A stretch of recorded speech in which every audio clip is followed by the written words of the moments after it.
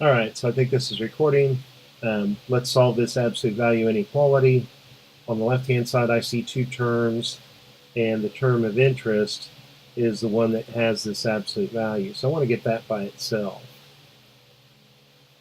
They'll say isolate the absolute value. So let's subtract 3 from each side.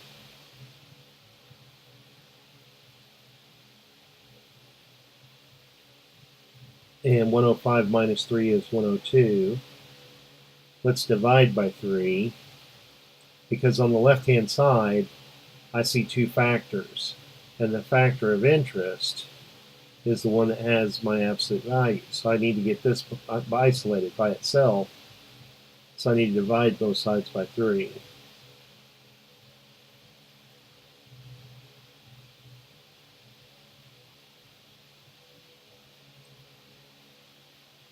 Is that 34? I think it is. All right, so this is telling us that we're close to 0, that we're 34 units away from 0. Let's make a little sketch to illustrate that.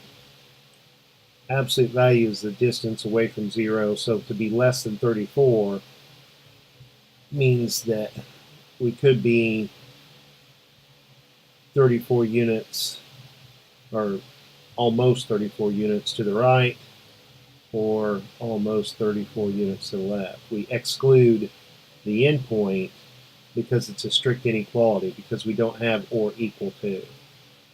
All right, so we can express this as a compound inequality that negative 34 is strictly less than 10 plus 4x, which is strictly less than positive 34. So with the variable in the middle here, it's easy to get it isolated and by itself. We want to subtract 10 from all three places. So negative 34 minus 10 is negative 44. 10 minus 10 is 0. 34 minus 10 is 24. Now we're going to divide every number by a positive 4. And when you multiply or divide by positive numbers, well, you don't have to change the direction of the inequality. Negative 44 divided by positive 4 is negative 11. 4 divided by 4 is 1. 24 divided by 4 is 6. So here's our solution set. Any values that you pick that are between negative 11 and positive 6 will satisfy the original inequality. Anything that's outside of this interval, outside of this shaded region, it will make this a false statement if you plug it in. All right, so I think that's it. Hope that helps. I'll talk to you later. Bye.